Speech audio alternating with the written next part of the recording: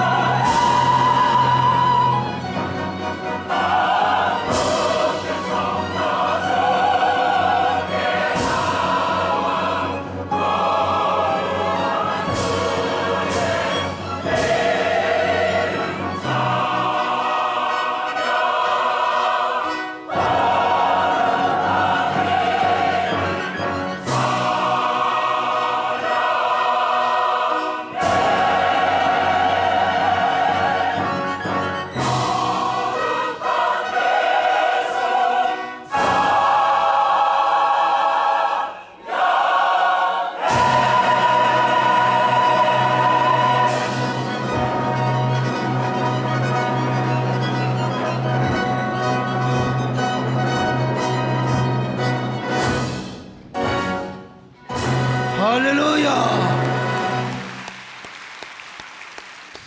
기독교 역사 속에서 가장 위대한 성자, 인품과 신앙 인격 그리고 지적인 실력을 가지고 있었던 위대한 어거스틴이라는 교부가 있었습니다. 그에게 어떤 사람이 찾아와서 질문합니다. 교부님, 신앙생활에서 최고의 덕목이 무엇입니까? 예, 그것은 첫째로 겸손입니다. 그럼 둘째는 무엇입니까? 둘째도 겸손입니다. 셋째는 무엇입니까? 셋째도 역시 겸손입니다. 어거스틴은 겸손을 기독교인의 최고의 덕목으로 보았습니다. 오늘 그렇습니다. 우리 신앙의 가장 위대한 미덕은 무엇이냐? 바로 겸손이라는 겁니다. 겸손이란 무엇인가? 일반적으로 겸손은 자신을 낮추고 남을 나보다 낮게 여기는 것이라고 설명합니다.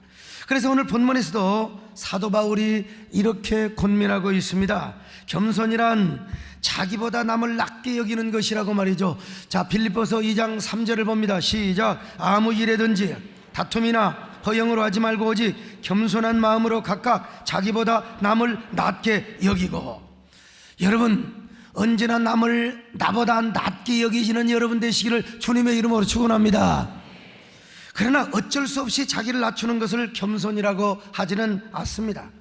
조건을 걸어놓고 야, 내가 이렇게 겸손한 척하면 뭔가 생기겠지, 이것도 절대로 겸손이 될 수가 없다는 것입니다. 어떤 경우에서라도 조건 없이 자신을 낮추고 남을 나보다 낮게 여기는 그 마음이 진정한 겸손이라는 것이죠. 따라서 겸손에는 함정이 있을 수 있습니다.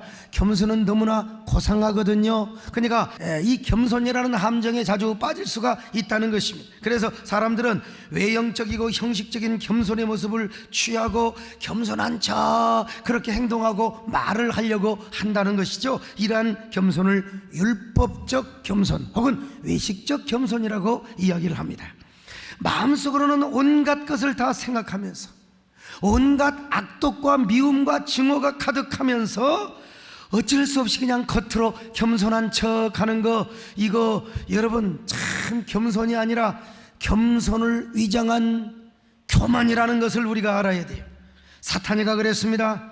속으로는 온갖 파멸과 온갖 멸망, 증오심, 파괴심을 꿈꾸면서도 의의 천사로 가장해요. 그러는 사이 우리가 헬렐레하는 순간에 뒤에서 비수를 꼽는 게 뭐냐? 바로 사탄입니다. 바로 이런 외식적 겸손과 그리고 율법적 겸손을 가장 많이 추구했던 사람들이 바리새인과 서기관들이었어요. 그래서 예수님이 얼마나 그들을 공격하고 저주합니까? 마태복음 23장 27절부터 시작. 화 있을진저 외식하는 서기관들과 바리새인들이여, 회칠한 무덤 같으니 겉으로는 아름답게 보이나 그 안에는 죽은 사람의 뼈와 모든 더러운 것이 가득하도다. 이와 같이 너희도 겉으로는 사람에게 옳게 보이되 안으로는 외식과 불법이 가득하도다. 여러분, 겉으로는 송장뼈다구가 냄새가 가득하지만 회칠한 무덤 같다는 거요. 오늘날도 현대판 바리새인과 서기관들이 얼마나 많은지 모릅니다. 그래서 이 겸손이라는 함정에 빠져서 겉으로는 겸손한 척, 겸손한 말을 하는 것처럼 하지만 아닙니다, 여러분. 그리고 거기에 속아 넘어가는 사람들이 또 얼마나 많은지를 몰라요. 저희 집사람도 한동안 이런 겸손의 함정에 빠져 있었던 경우가 있어요. 처녀 때 아우 저만 보면 잡아먹으려고 그랬어요. 내가 너 같은 놈하고 어떻게 결혼을 하느냐고 말이죠. 이거 우리 정은사님이 사한 증인입니다, 여러분. 아이고 그냥 대한민국에 있는 욕은 다 바글바글 다 하고요. 그러면 제가 물러설 줄 알고. 근데 결국 하긴 했잖아요. 그래 하고 나서 물어봤어요. 왜 내가 그렇게 싫었느냐고. 죽어도 말을 안 하는 거예요. 말하는, 내가 싫다는데 왜 그런 얘기를 하느냐고. 그래서 한동안 시간이 흘러서요, 그래도 말을 안 하는 거예요. 왜 그렇게 나를 욕하고 반대했느냐고. 그리고 결국은 맨입으로 안 돼서 돈을 좀 줬습니다. 드디어 집사람의 입을 열었어요. 당신 보자마자 그렇게 교만하게 보였다는 거야. 내가 아주 교만병에 들어있는 사람처럼 보였어요. 우리 집사람 외식적 교만에 빠져 있었던 사람, 그때 내가 만나서 안녕하세요 그랬으면 좋았을 텐데 안녕하십니까? 하나님 되게 사랑하시오잉. 그래서 집사람한테 찍혔던 것입니다. 여러분, 그러나 외식적 교만에 절대 우리가 빠져서도 안 됩니다. 우리는 성경적인 겸손 혹은 복음적인 겸손을 추구해야 돼요. 그게 바로 뭐냐? 겸손의 본질이고 그리고 진정한 겸손이라는 거죠. 그러면 성경적이고 복음적인 겸손은 무엇입니까? 하나님을 먼저 두려워하는 것입니다. 할렐루야. 그리고 하나님의 말씀과 복음의 진리를 따라 살아가는 삶이 진정한 겸손인 거예요. 이런 사람은요, 앤드류 머레이 말 따라 하나님 앞에 나는 아무것도 아니요, 티끌만도 못한 존재입니다. 하나님의 은혜의 빛과 진리의 말씀 앞에 설 때 자신은 아무것도 아니요, 하나님 앞에 부끄럽습니다. 수치심을 느끼는 거예요. 내가 하나님 앞에 주제 파악을 하게 되는 거예요. 주제 파악을 하면요, 하나님께 낮아질 수밖에 없습니다. 하나님 두려워할 수밖에 없어요. 복음의 진리를 붙잡고 은혜 안에 살 수밖에 없습니다. 이런 사람은 당연히 겸손할 수밖에 없어요. 말을 해도 항상 겸손한 마음으로 겸손한 말을 하게 되어 있습니다. 그러나 이런 주제 파악을 하지 못하면 자신이 위대하게 느껴지는 거예요. 하나님이 별로 두렵지 않게 느껴져요. 하나님 앞에서 자신이 막 대단하게, 그러니까 하는 말도 막 자신을 과시하고 자신이 대단한 것처럼 말이죠. 이런 교만을 수직적 혹은 영적 교만이라고 합니다. 하나님은 바로 이런 사람을 대적하시고 아주 그냥 하나님이 쳐버린다는 겁니다. 베드로전서 5장 5절 같이 봅니다. 시작. 하나님은 교만한 자를 대적하시되 겸손한 자들에게 은혜를 주시느니라. 잠언 18장 2절을 봅니다. 시작. 사람의 마음의 교만은 멸망의 선봉이요 겸손은 존귀의 앞잡이니라. 오늘 12절 말씀이 그러지 않습니까?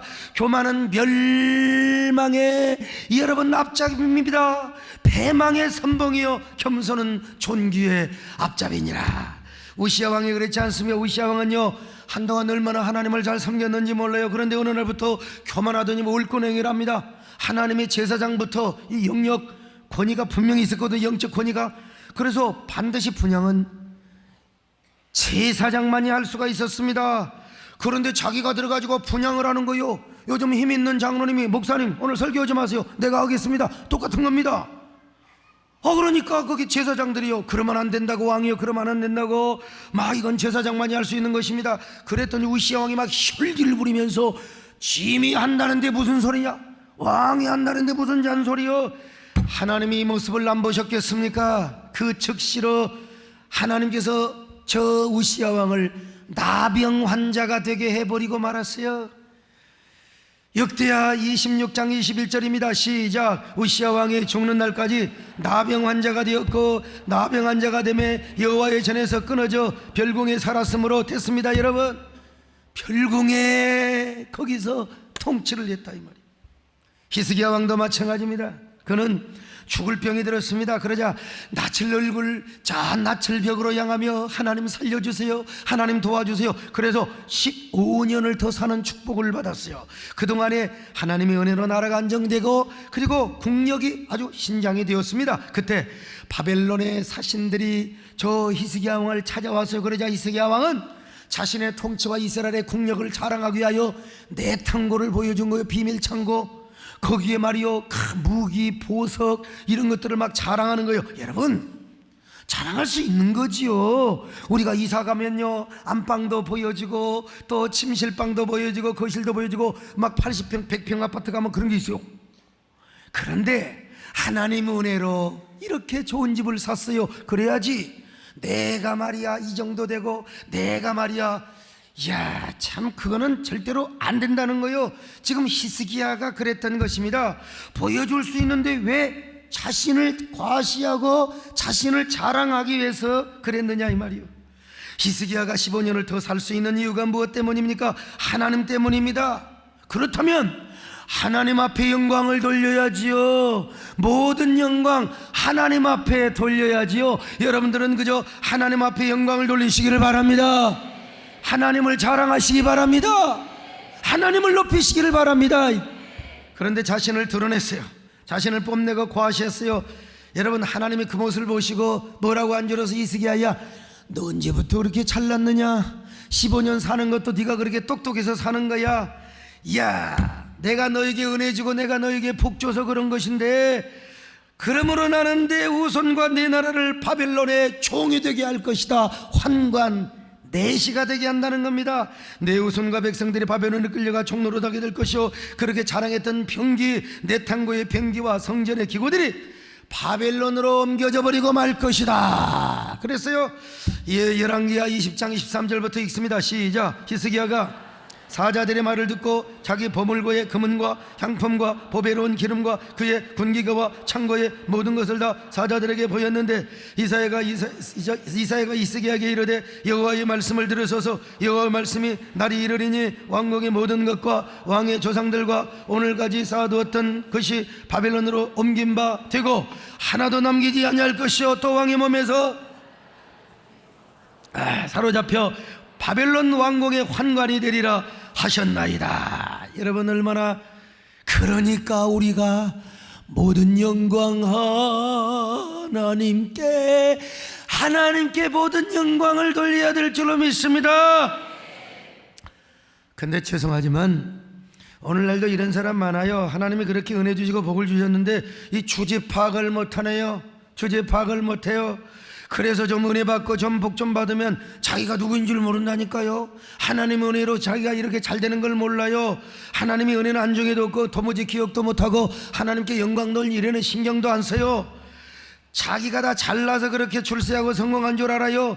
다 그래서 지멋대로 살고 얼마나 까불며 살아가는 줄 몰라. 이러한 모습을 하나님이 보시겠습니까? 안 보시겠습니까? 여러분요, 하나님께서 보시고 훅 불어버리니까 하루아침에 날아가 버리는 역사가 나타나는 겁니다. 이런 사람에게 차라리 하나님의 축복이 덜 임했으면 좋았을 것을. 세상에 그한테 가시라는 은혜가 없으니까 그런 비참한 그런 결과를 당해버리더라 이 말이요. 한마디로 뭐야, 까불다가 망한 겁니다. 요즘은 잘 안 보이네요. 한동안 우리역 전철역 길바닥에서 신발을 20만원 15만원짜리를 세상에 15,000원 만원에 판다 이 말이요. 아유, 세상에 그거. 근데 그 사람들을 유인하는 비닐 인형이 있어요. 비닐 인형이 막 춤을 추는 거예요. 뭐라고 춤을 춘 줄 아십니까?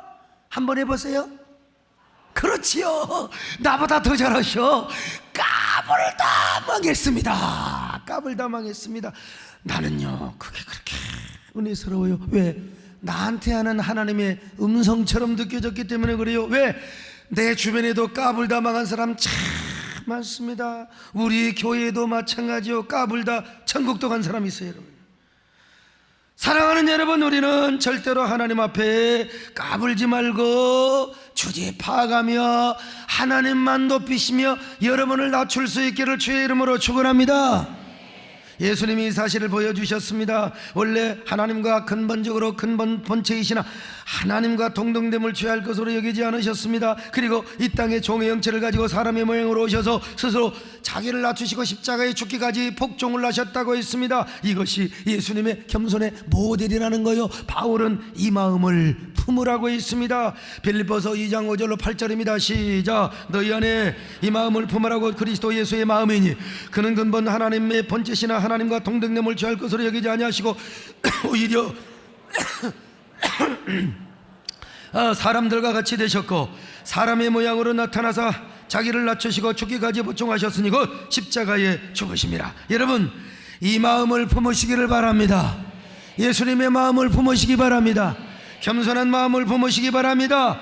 겸손한 말을 하시기를 바랍니다. 주님의 마음을 본받는 자 그 마음에 평강이 살아오면 험악한 세상을 이길 힘이 하늘로부터 임함이로다. 주님의 마음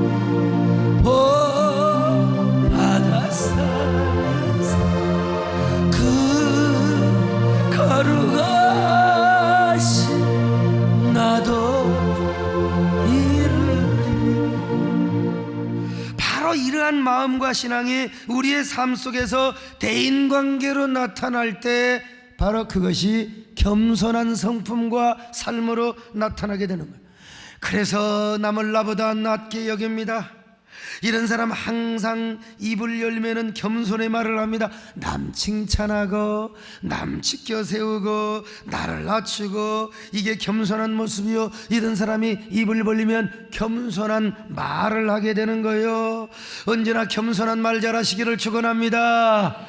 옆 사람하고 인사 좀 하세요. 어쩌면 그렇게 겸손하게 생기셨습니까? 꼭 이런 말을 할 때 오바이트를 할 필요가 없습니다. 그리고 어쩌면 그렇게 겸손하게 그 자체가 교만이 될 수 있어요. 그냥 내가 겸손한 사람처럼, 상대방도 겸손한 사람처럼 그러다 보면, 여러분 큰 바위 얼굴을 바라보다 보면은 언제나 여러분이 겸손한 사람으로 살아가게 되어 있는 것입니다. 그래서 이거는 하루아침에 되는 게 아니요, 내공이 있어야 됩니다. 겸손의 영적인 내공과 깊은 영성이 있어야 돼요. 이거요, 괜히 쇼맨십하고 외식적이고 형식적인 겸손 가지고는 절대로 안 됩니다. 나중에 뽀로납니다. 들통나버려요. 그러면 창피하단 말입니다. 그러므로 성경적이고 복음적인 겸손의 삶을 살고 겸손의 말을 하기 위해서는 깊은 영적인 내공이 있고 영성이 있어야 된다, 이 말이요. 다시 말하면 진짜 겸손한 삶을 살고 겸손한 말을 하기 위해서는 먼저 우리의 신분 자체가 영의 사람이 되어야 된다, 이거요. 영에 속한 사람이 되십시다. 영적인 사람으로 살아가십시오. 이거요, 복음이 없는 영역에서도 이러한 삶의 지혜를 담아놓은 책들이 많이 있습니다. 재근담, 저 중국의 주역을 보면은요, 주역은 중국의 복희 시대부터 시작해서 공자가 집대성한 책입니다.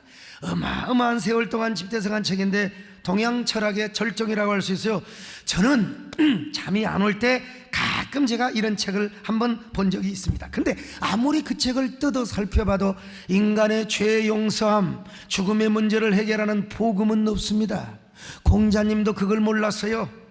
여러분, 이거는 하나님이 계시를 해줘야만이 알거든요. 따라서 주역이 아무리 오묘해도 성경 흉내도 못 내고 성경 그림자만 또 못하는 거요. 왜냐? 성경만이 죄 문제와 죽음의 문제를 해결해주는 복음을 제시하고 그 구원의 비밀을 제시해 주기 때문에 그렇습니다. 여러분, 언제나 성경만이 하나님의 말씀임을 믿습니다.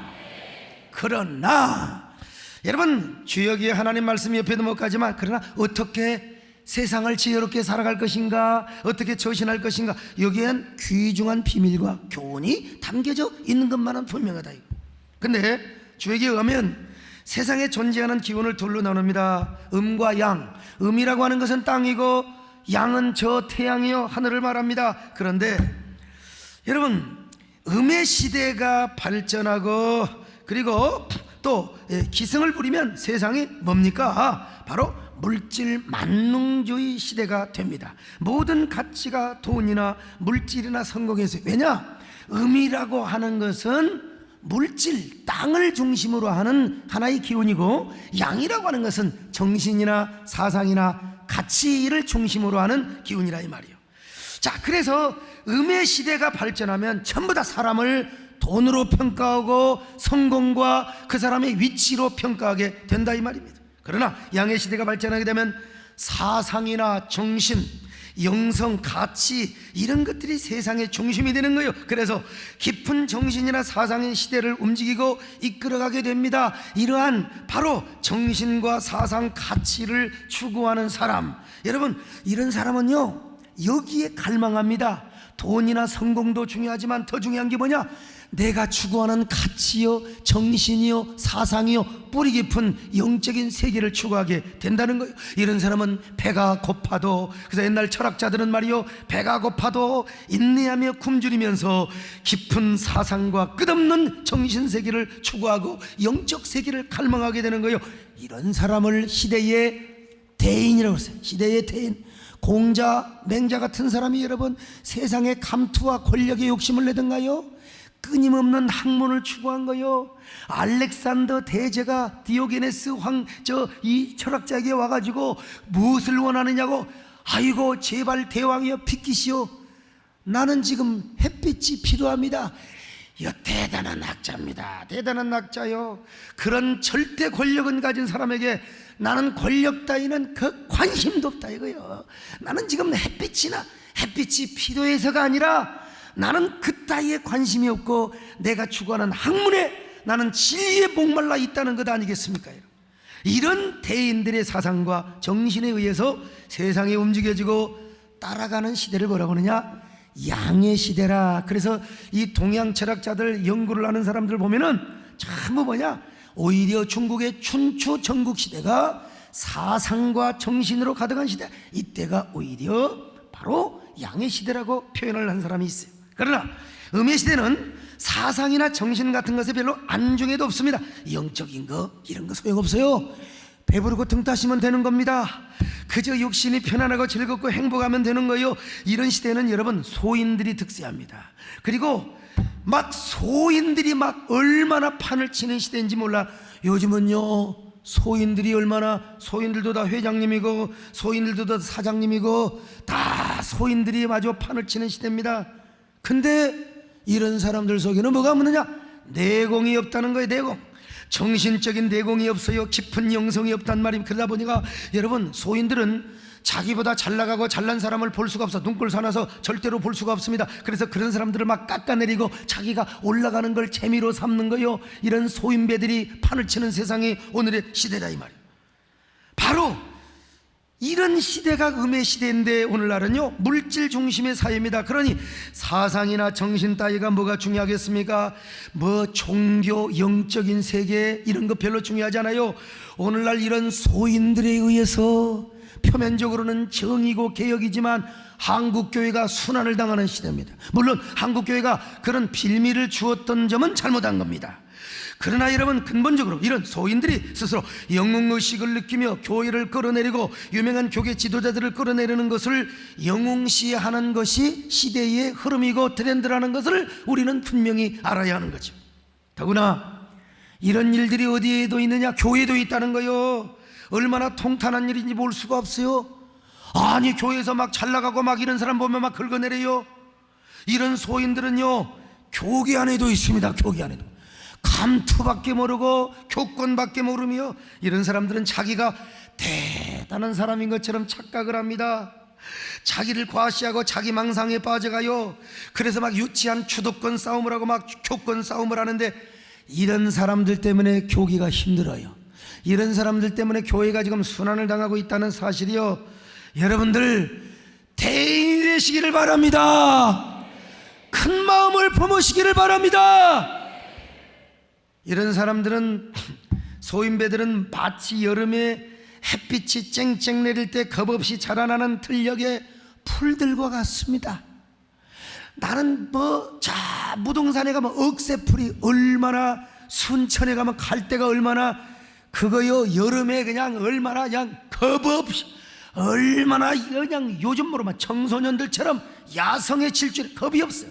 얼마나 잘 자란지 몰라 막 쇠떼기들 말이에요. 그러나 이거요 가을이 와보세요.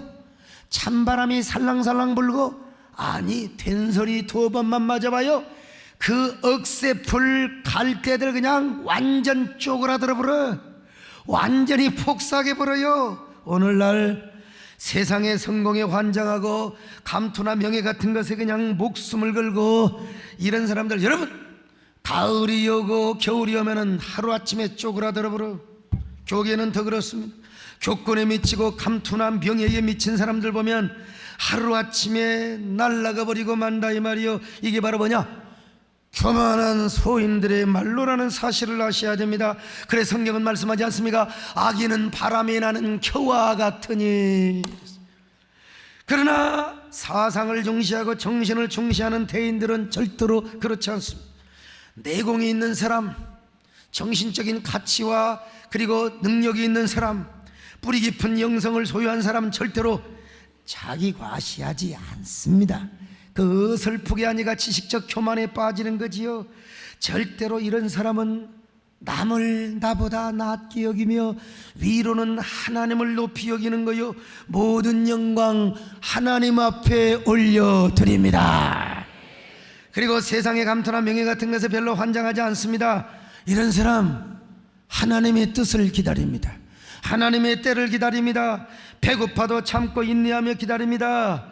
하나님의 때가 올 때까지 양보하며 거절합니다. 그렇게 기다리다 보면 가을이 오고 그리고 겨울이 와요.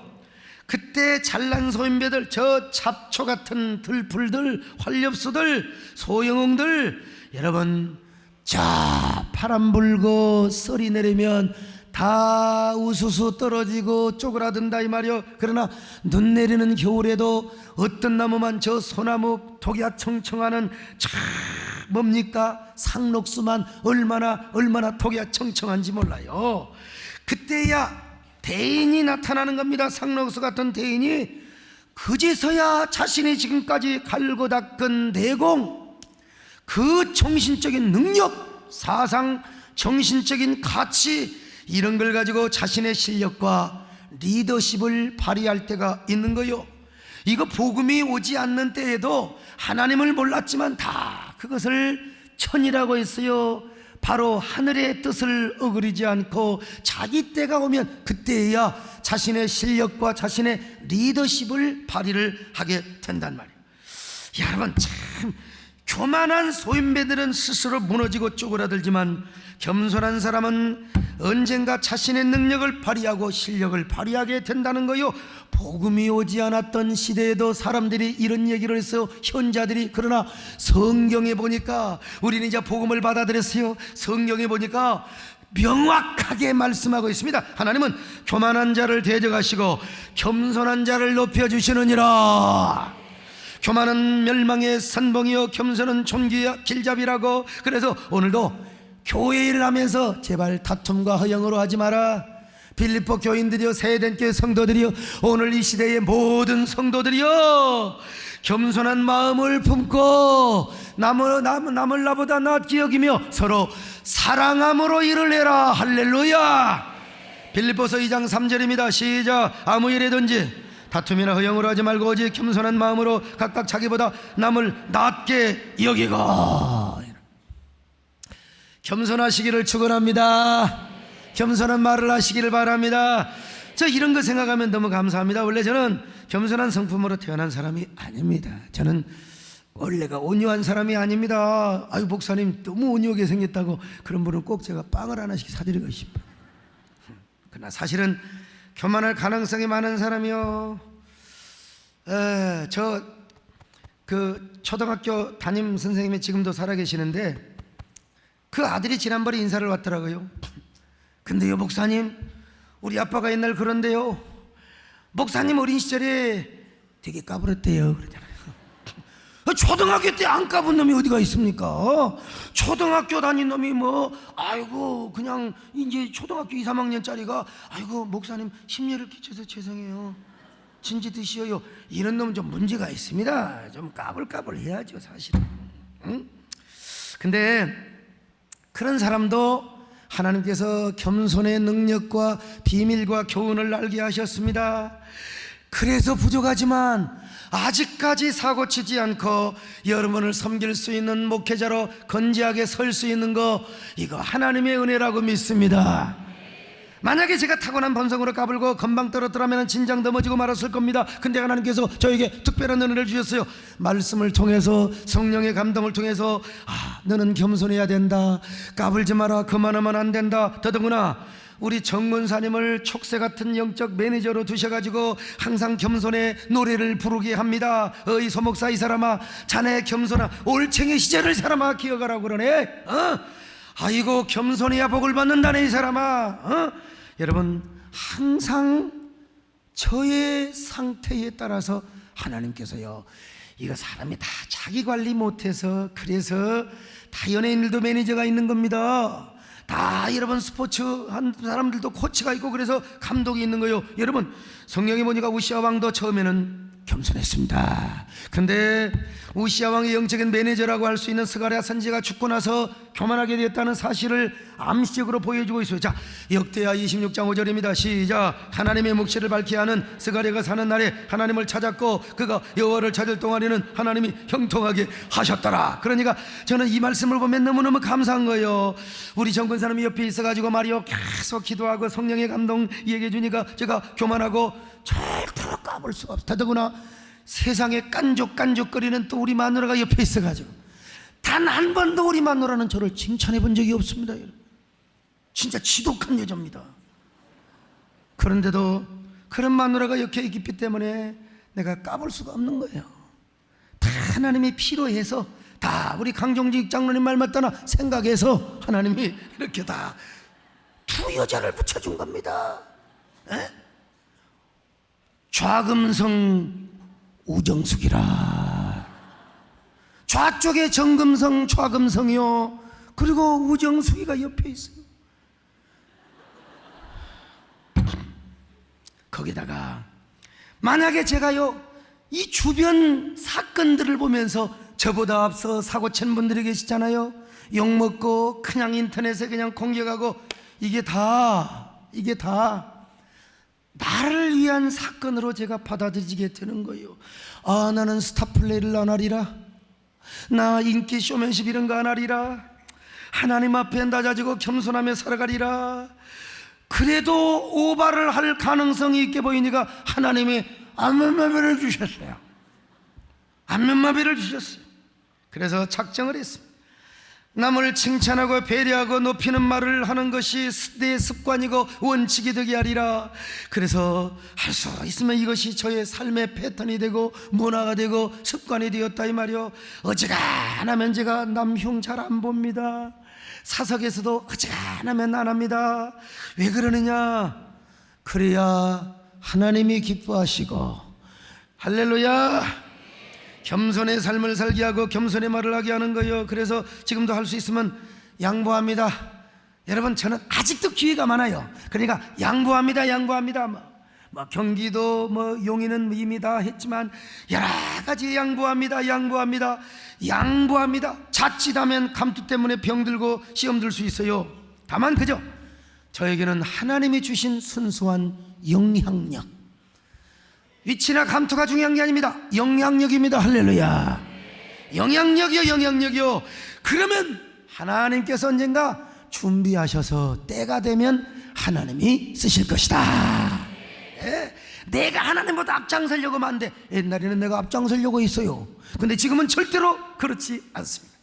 언젠가 제가 뭐 hildebrandt에 대해서 여러 번 얘기하셨는데, 여러분 그때는 신교나 구교나 뭐 하나였어요. 종교계 이자니까. 그런데 이 hildebrandt는요 얼마나 겸손했던지 사람들이 교황으로 하라고 그래도 교황 안 해요. 교황 안 하고 그 친구를 교황으로 세우고 수도원으로 도망가 버려요. 근데 친구가 2년 만에 죽어버려요. 또 이 hildebrandt가 친구를 또 세워가지고 교황으로 세워놓고, 그리고 또 이제 이 수도원으로 가서 도망을 하는데 또 2년 반 만에 죽어버렸네. 난 오늘 그분이 역사를 전공한 분이 아닌데 완전히 그 서양사를 전공하신 분이야. 아예 9세기 교회사를 전공하세요. 서울대를 나와서 하버드에서 박사 받은 분이 오늘 오셔가지고, 그랬더니 그분이 목사님 hildebrandt를 어떻게 하십니까? 그거야 기본이지. 그레고리 7세 교황은 알지만 hildebrandt를 모르는데, 제가 여러분 설교를 하려고 얼마나 많이 잠못 이루는 밤에 제가 얼마나 책을 뒤져보는데 좋은 설교거리 없나? 네, hildebrandt를 아십니까? 여러분은요 hildebrandt를 지금 알고 있는 거예요. 대단히 수준 높은 사람입니다 지금 hildebrandt는. 그런데 2년 반 만에 죽으니까 사람들이 와가지고 이 hildebrandt를 수도원에서 아예 업어가 버렸어. 강제 구인장을 그냥 받은 것처럼 아예 그냥 추기행들이 와가지고 로마 교황청에서 업어가 버렸어. 그리고 강제로 교황을 세워버렸어요. 여러분, 양보해서 세움받은 교황이 엄청난 영적인 파워가 생기는 거예요. 당신은 황제와 제후들이 서임권 때문에 그 추기경을 임명하는 문제로 교황은 쪽을 못 서고 있었어요. 우리 교회론적으로 저기 가면 목사는 쪽을 못 서고 전부 장로들이 교회 행정을 다 있다 이 말이요. 이런 때에 그레고리 7세가 나타나가지고 영적인 천하평정을 하는 거예요. 근데 하인리 4세라는 황제가 까부네. 그러다가 저 3일 동안 그레고리 7세 hildebrand트 앞에 와서 무릎을 꿇고 용서를 비는 그 유명한 카노사의 굴욕이라는 사건을 발생하게 했다 이 말. 무슨 말이냐? 그만큼 양보하는 자에게, 배려하는 자에게 하나님이 힘을 주신다 이겁니다 여러분. 양보하는 자에게, 겸손한 자에게 하나님은 능력이 나타나도록 축복하실 줄로 믿습니다. 그러니까 여러분도 여러분 겸손하게 양보하시기를 바랍니다. 그러나 여러분, 하나님이 주신 축복을 양보하지는 마세요. 하나님이 주신 은혜를 양보하지 마세요. 인간적으로 다투고 싸우지 말기를 바란다 이 말이요. 하나님이 여러분을 높여주시기를 바랍니다. 우리는 고당 조만식 장로를 모르는 사람이 없어요. 우리 김인호 우리 집사님이 다 우리 근대사를 전공을 하셨는데요, 조만식은 평양 산정연교회 소속 장로입니다. 오산학교 교사를 하셨어요. 거기 주기철 목사가 그 오산학교의 제자였어요. 이 주기철 목사를 평양 산정연교회 담임 목사로 본인이 청병을 해왔는데, 아무래도 조만식 장로님이 정치를 하다 보니까 이 사람들을 만나요. 어쩔 수 없이 나도 사람을 만나고 손님이 오다 보니까 예배 시간에 좀 늦게 올 때가 있어요. 그러나 제가 한 번은 반드시 처음부터 드립니다. 이거 여러분 믿어주세요. 근데 하도 장로님이 늦게 오시니까 그날은 딱 벼르고 있다가 장로님이 그냥 신발을 벗고, 옛날에는 이제 신발 벗고 교회 오잖아요. 저 뒤에 조만식 장로님 신발 들고 거기 서서 예배 드리세요. 여러분, 조만식 장로님 얼마나 황당하겠습니까? 저 젊은 놈의 목사, 내 제자요? 그것도 내가 담임 목사로 청빙을 해왔는데 감히 수석 장로를 신발 들고 서 있으라고 한다고? 너희 새끼 보자, 내가 너 오늘 1년 만에 내가 너를 쫓아내버려. 이런 마음이 인간이라면 들어올 수가 있는 것입니다. 그런데 조만식 장로님은 뒤에서 신발을 들고 고개를 숙이고 설교를 듣고 있습니다. 그때 교인들이 막 벌벌 떠는 거예요. 우리 교회도 큰일 났다. 목사와 장로가 이제 알력 싸움이 되겠구나. 그런데 여러분, 설교가 끝나고 조만식 장로님을 강단으로 부르는 겁니다. 장로님 나오셔서 기도해 주시기 바랍니다. 순서 없는 기도를 맡기는 거요. 그랬더니 조만식 장로님이 강단에 올라와 눈물을 흘리며 이렇게 기도합니다. 하나님, 저의 죄를 용서하여 주옵소서. 거룩한 주일에 하나님을 만나는 일보다 사람 만나는 일에 더 중요시했던 것들을 용서하여 주옵소서. 그리고 오늘 주의 종의 마음을 아프게 하고 상처 준 것을 용서하여 주옵소서. 눈물을 흘리며 그렇게 기도했던 조만식 장로님은 역시 교회 지도자요, 민족의 지도자, 지금도 우리가 존경하는 위대한 조만식 선생이 아닙니까? 오늘 그만큼 조만식 장로님은 내공이 있었다는 겁니다. 그리고 주기철 목사님도 조만식 장로님을 믿으니까 그렇게 했던 거예요. 나도 여러분 아무나 장로님 뭐 이래라 저래라 하지 않습니다. 삐질 사람은 내가 부르지도 않아요. 이런 조만식 장로님, 그분도 공산당에 순교했지만 주기철 목사님도 일본 사람들에게 순교당했지 않습니까? 오늘 한국교회 모든 장로님들이 다 조만식 장로님 같았으면 얼마나 좋겠습니까?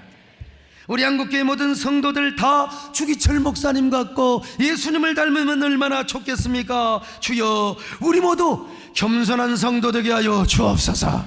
겸손한 말을 하게 하여 주시옵소서. 주여, 겸손하게 하소서. 오늘 하루하루 순간 주가 주신 힘으로 겸손하기 원하네. 주여, 나를 겸손하게 하소서. 하나님, 우리 모두 겸손하게 하여 주옵소서. 겸손하게 하여 주시옵소서. 예수님의 이름으로 기도드립나이다. 아멘.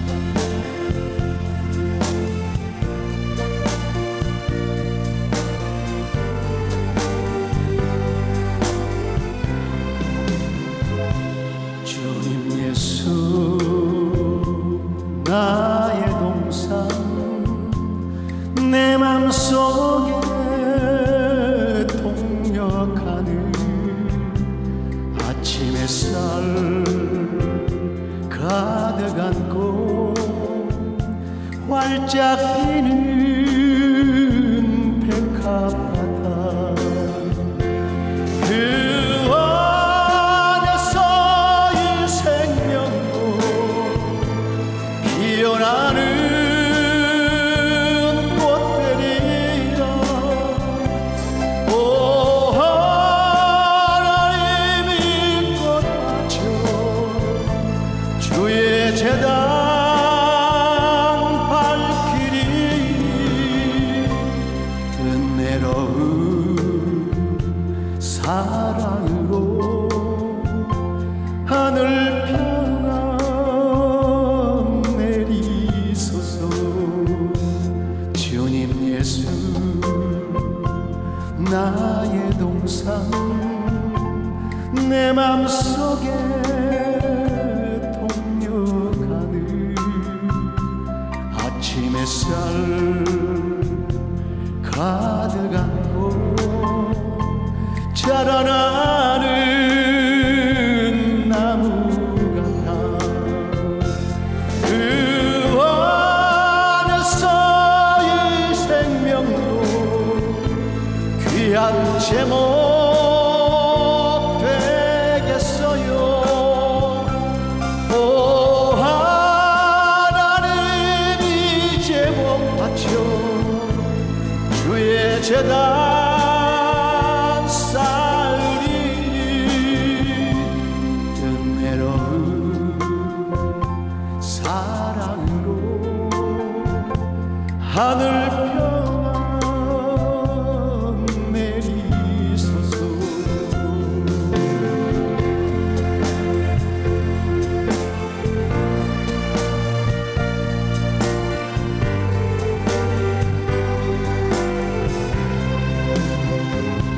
주님 예수 나의 동산 내 맘속에 동력하는 아침 햇살 가득 안고 피어나는 안개 같아 그 안에서 이 생명도 맑은 영혼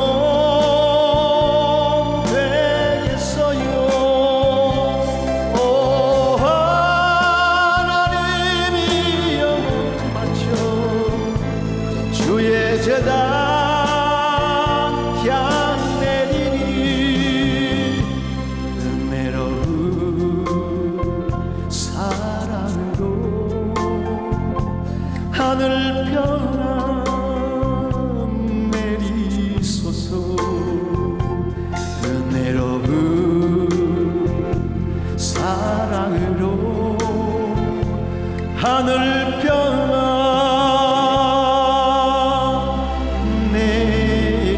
내리소서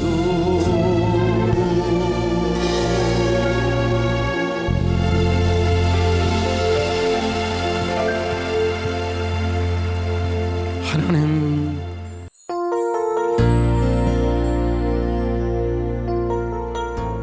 안녕하세요. 구교구 윤상수 집사입니다.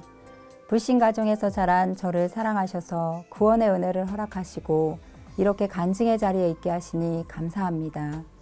9년 전 쉐마키즈 선교원에 큰딸아이를 보내기 위해 교회를 처음 나오게 되었고 성경에 대해 묻는 아이에게 대답해 주기 위해 확신반등 성경 공부를 시작하게 되었습니다. 그러던 중 철야 예배 때 본물처럼 터져나오는 울음과 함께 나를 잠잠히 사랑하시고 위로하시는 하나님을 만나게 되었습니다.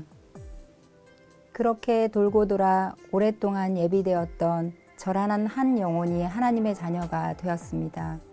하나님을 인격적으로 경험하고 나니 제 마음 가운데 평안과 감사가 넘쳤습니다.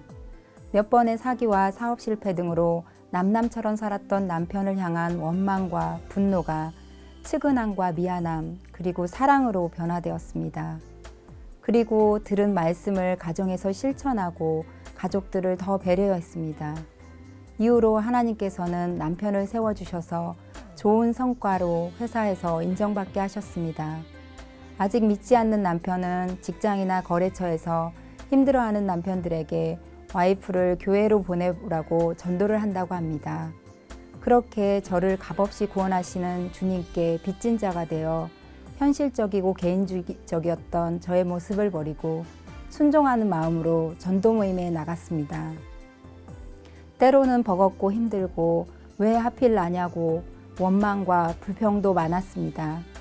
아파트를 돌며 조심조심 주보를 꽂다 보면 청소 아주머니가 일거리를 만든다며 꽂은 주보를 다 빼가라고 하기도 하고 CCTV를 보고 달려온 경비 아저씨에게 쫓겨나기도 했습니다. 그리고 길거리에서 만난 이들에게 대놓고 무시당하기도 하였습니다.